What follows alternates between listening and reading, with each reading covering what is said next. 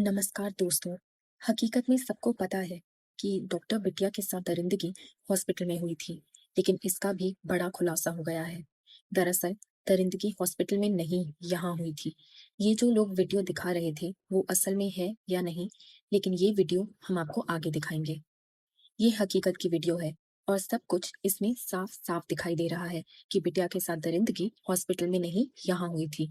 Doctor बिटिया के साथ उस रात जो कुछ हुआ, उसको देखकर और सुनकर भगवान ने भी यही सोचा होगा कि ये मैंने कैसे दरिंदों को बना दिया, जो अपनी वासना में बेटी के साथ ये दरिंदगी, ये दुर्गति कर रहे हैं, जिससे उनका परिवार जीवन भर नहीं भुला सकता।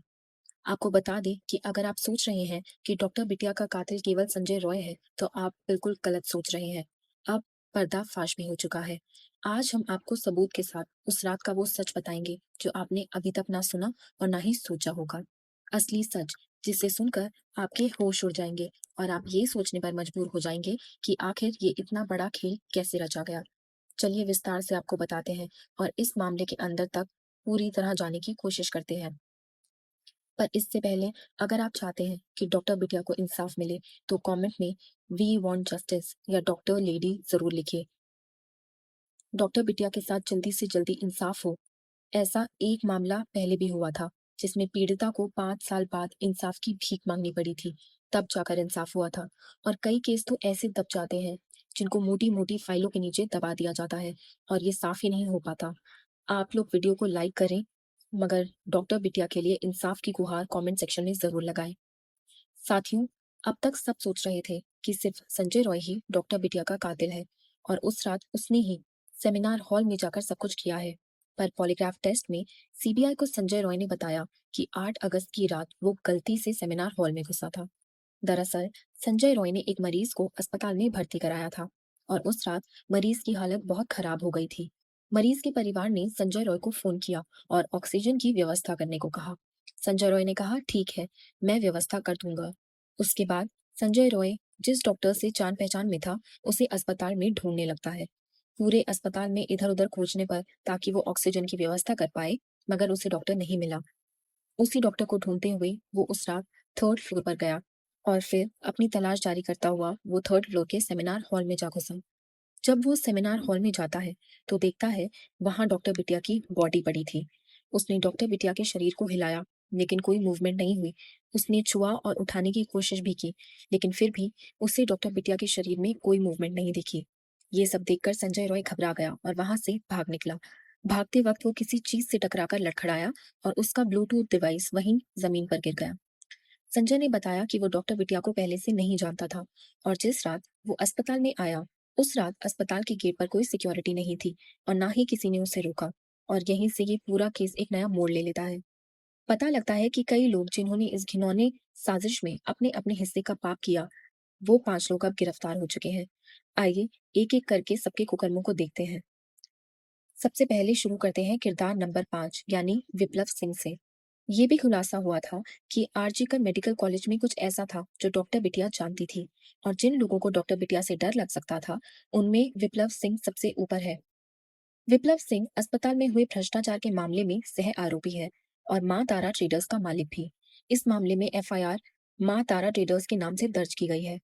बताया जा रहा है कि इसके पिता मेडिकल कॉलेज में काम कर चुके हैं और उसने अपने ही पिता के संबंधों का फायदा उठाकर पहले अस्पताल में पोस्टर बैनर बनाना शुरू किया, फिर दवाइयों की सप्लाई का काम, और धीरे धीरे वो आगे बढ़ता गया। अब आपको बताते हैं किरदार नंबर 4, सुमन हाजरा और संदीप घोष का हमराज। अस्पताल में मटेरियल की सप्लाई का काम करने वाला सुमन हाजरा और संदीप घोष बहुत अच्छे दोस्त हैं। ये आपस में काफी अच्छा तालमेल रखते हैं। सरकारी दवाओं से लेकर मेडिकल उपकरणों की खरीद करके उन्हें दोबारा बाजार में बेचने का काम ये मिलकर ही करते थे। इसकी हाजरा मेडिकल शॉप के नाम से दुकान भी है। सुमन और विप्लव कोलकाता शहर के एक ही मोहल्ले में रहते हैं। ऐसे में शक है कि डॉक्टर बिटिया सुमन हाजरा के काले कारनामों को जान चुकी थी और जल्द ही कोई बड़ा खुलासा करने वाली थी। अब बात करते हैं किरदार नंबर 3, अफसर अली खान। संदीप घोष के करीबी लोगों में से एक अफसर अली खान भी है। अस्पताल के पूर्व उपाधीक्षक डॉक्टर अख्तर अली ने बताया था कि संदीप अपनी सुरक्षा में प्राइवेट सिक्योरिटी रखता था।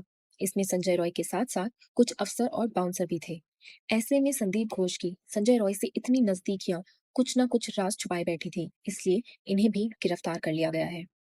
किरदार नंबर 2, संदीप घोष। संदीप घोष तो वो आदमी है जिसने लावारिस शवों को भी नहीं छोड़ा, ये उन्हें भी बाहर बेच देता था। अब संदीप घोष गिरफ्तार हो चुका है और न जाने कितनी सच छुपाए बैठा है। डॉक्टर बिटिया की इस हालत का जिम्मेदार संदीप घोष भी है। संदीप घोष के कारनामों का काला चिट्ठा डॉक्टर बिटिया के पास था और ऐसे में कहीं इसने ही तो कोई षड्यंत्र नहीं रचा, ये एक बहुत बड़ा सवाल है।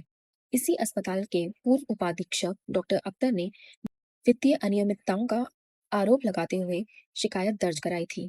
उनके अनुसार संदीप घोष अस्पताल के सारे कॉन्ट्रैक्ट अपने परिवार या रिश्तेदारों को देता है ताकि उनसे मनमाना काम करा सके और बायोमेडिकल कचरे के निपटान में भी उसने चोरी की है। लोग यहाँ तक नाराज हैं कि ना तो कोलकाता के आर्जिकर मेडिकल कॉलेज के पूर्व प्रिंसिपल संदीप घोष को भीड़ में से एक व्यक्ति ने थप्पड़ मारने की कोशिश की जब सीबीआई घोष को अलीपुर कोर्ट में पेश करने ले गई थी।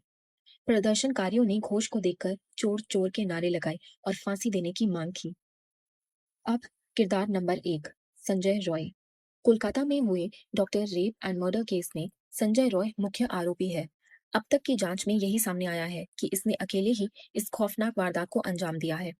सीबीआई के पास इसके खिलाफ ज्यादा सबूत है जो इसके गुनाहों की चीख चीख कर गवाही दे रहे हैं। अभी वो फिलहाल न्यायिक हिरासत में है। कोलकाता पुलिस ने इसे वारदात वाले दिन सुबह ही गिरफ्तार कर लिया था, पर अभी भी ये अलग-अलग कहानियां सुना रहा है। चिंता की बात नहीं है, सीबीआई सबको ठोक पीट कर सच मुंह से बहुत अच्छे तरीके से निकलवाना जानती है। प्रदर्शन कर रहे डॉक्टरों का आरोप है कि पुलिस ने रेप मर्डर केस की जांच में शुरू से ही लापरवाही की है। उन्होंने पुलिस कमिश्नर गोयल की तस्वीरें हाथ में लेकर उसके इस्तीफे की मांग भी की है। बीबी गांगुली स्ट्रीट पर रोके जाने के बाद डॉक्टरों ने पुलिस कमिश्नर का पुतला भी जलाया। दूसरी ओर पश्चिम बंगाल विधानसभा में मंगलवार को एंटी रेप बिल पास हो गया। नए कानून के तहत रेप केस की 21 दिन में जांच पूरी करनी होगी। इसके अलावा पीड़िता के कोमा में जाने या मौत होने पर दोषी को 10 दिन में फांसी की सजा होगी। अब इसे राज्यपाल के पास भेजा जाएगा और उसके बाद राष्ट्रपति के पास। दोनों जगह पास होने के बाद ये कानून बन जाएगा। और जैसा कि संजय रॉय ने अपनी कहानी में बताया है, वो उस रात एक डॉक्टर को ढूंढता हुआ सेमिनार हॉल में पहुंचा था, पर वहां बॉडी पहले से पड़ी हुई थी। पर सीसीटीवी कुछ और ही बयान कर रहा है। फुटेज में नजर आता है कि संजय जब सेमिनार हॉल में घुसा तो उसके गले में ब्लूटूथ था, लेकिन जब वो बाहर निकला तो ब्लूटूथ नहीं था। ये वही ब्लूटूथ है जिसे पुलिस ने घटनास्थल से बरामद किया, पर ऐसा पहली बार है जब इस घटना के पुख्ता सबूत रिकॉर्ड पर मिले हैं। ये सीसीटीवी फुटेज 9 अगस्त की देर रात 9 बजे से सुबह 6 बजे तक का है। इसमें संजय रॉय आरजीकर मेडिकल कॉलेज में नजर आ रहा है। इस सीसीटीवी फुटेज के आधार पर ही संजय को गिरफ्तार किया गया। साथियों, आपको क्या लगता है, डॉक्टर बिटिया का असली कातिल कौन है? कमेंट सेक्शन में जरूर बताइए। इस पूरी घटना के बारे में आपकी क्या राय है? आप इस घटना का मुख्य आरोपी किसे मानते हैं? कमेंट बॉक्स में हमसे जरूर साझा कीजिए। धन्यवाद।